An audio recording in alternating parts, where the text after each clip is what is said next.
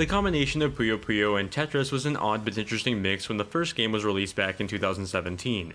Back then, the two popular puzzle games shared that they both had a unified well where their pieces were, but the execution was different. Seeing them in the same game essentially battling out was fun, although it came with issues like a spotty online mode and some imbalances between the two games' scoring systems. This sequel attempts to fix a lot of those issues while reinvesting in a new campaign that evolves the quirky story from the first game. Presented with a whole new format that feels more like an RPG story meets puzzle game, Puyo Puyo Tetris 2 brings a lot of the familiar faces together from the previous game, even introducing some new ones too. Through a weird turn of events, the cast of the Puyo Puyo dimension and those of the Tetris dimension once again find their worlds conjoined. Presented as a mystery to solve what happened and fix the colliding video game dimensions, this quirky adventure is a fun ride, albeit one with not a lot of depth. For those that enjoyed the wacky idea of these different video games being their own respective universes, it's an entertaining story, just one I don't think I'll remember a month after beating it. Although the attempt at another story was nice, the real benefits of the sequel I think come from the gameplay updates. Just like the original game, you'll have a handful of mix and match game modes that combine the worlds of Tetris and Puyo Puyo. That's more represented with this new adventure mode that once again sees the cast of the original game see their worlds collide. In many ways, the campaign feels like a mix of an RPG with two puzzle games. Characters meet up and interact, progressing the story forward with conversations, while the interlude matchups break up the writing. It also sort of acts like a tutorial, as adventure mode introduces different game modes for you to unlock over the course of its campaign. Though it should be mentioned there are tutorials for both Puyo Puyo and Tetris if you're new to either one or both. I personally like the new addition of an auto-adjusting difficulty that changes the difficulty depending on your performance during the campaign.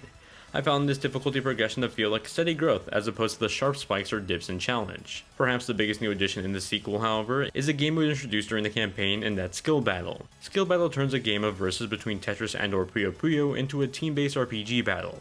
Prior to starting a match, you'll select 3 different characters with an assortment of item cards that you can unlock that act as abilities during said battle. As the battle begins, it'll feel and look familiar to a versus match, only now with an HP gauge and a list of your skill attacks that can wreak havoc on your opponents.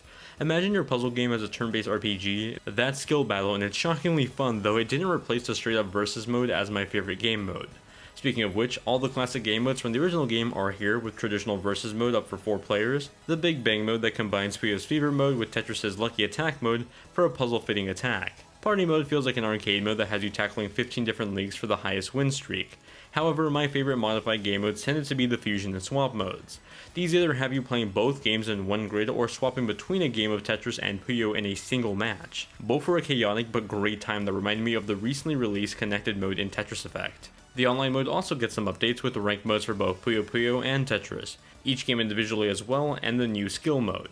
Being able to select a mode that keeps both players playing the same type of puzzle game was nice, especially as someone that felt it was easier to chain Puyo Puyos than it was to combo in Tetris. That kept the online at least feeling a bit more balanced by choice. Playing on Nintendo Switch specifically, I felt like the ability to quickly detach each Joy-Con and instantly enjoy split-screen versus made it the definitive way to play.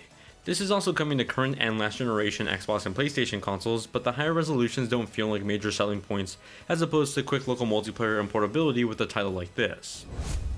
While this will probably never beat Tetris Effect as the best looking puzzle game I've ever played, Puyo Puyo Tetris 2 does a good job at finding its own unique style that helps it stand out among the dozens of Puyo Puyo and Tetris games. The UI looks mostly similar to the previous game with some pretty fusion backgrounds and slight animation touches when hovering over certain game modes. The presentation during battles is lovely, with the ability to change up your default presentation in the options menu. I was a big fan of the animated space background that showed the different puzzle pieces falling into the background. You can even change up the look of the Puyo Puyo or Tetriminos, but I went with the classic look for both. While playing on Nintendo Switch, technically the weakest platform this game is available on, it ran perfectly fine. Visuals came out to a lovely 1080p 60fps in dock mode and 720p 60fps in handheld mode. The music in Puyo Puyo Tetris 2 continues to be as charming as the first game. A lot of the music reminded me of the Sega arcades I'd play when I spent a month living in Itabashi, Japan. The music slaps, and in conjunction with the voice acting, Puyo Puyo Tetris 2 almost feels like an anime game. Perhaps it's because most of the voice casts actually worked in anime English dubs and even some Atlas famous English dub games. Recognizable voices like Cassandra Lee Morris and Erica Lindbeck bring a lovely charm to their characters that sell the bubbly personalities across the game's story. Puyo Puyo Tetris 2 is a fun new sequel that continues the fusion of the two franchises. I appreciated the new attempts at making interesting game modes with 2 different types of puzzle games. While the new adventure mode was a bit bland for me, I was never that into the first game's story to begin with though. For those that did like it though, this is more fuel to the quirky fire. With that said, if you already own the original game, it's difficult to recommend this game outside of getting some new characters and game modes that are fun, but not game selling fun. I ultimately found myself coming back to the same game modes that were present in the original game, and so this felt like buying DLC if anything than a full-on sequel. However, for those of you that missed out on the original game, for a few bucks more you can get this sequel with much more content and an overall better package.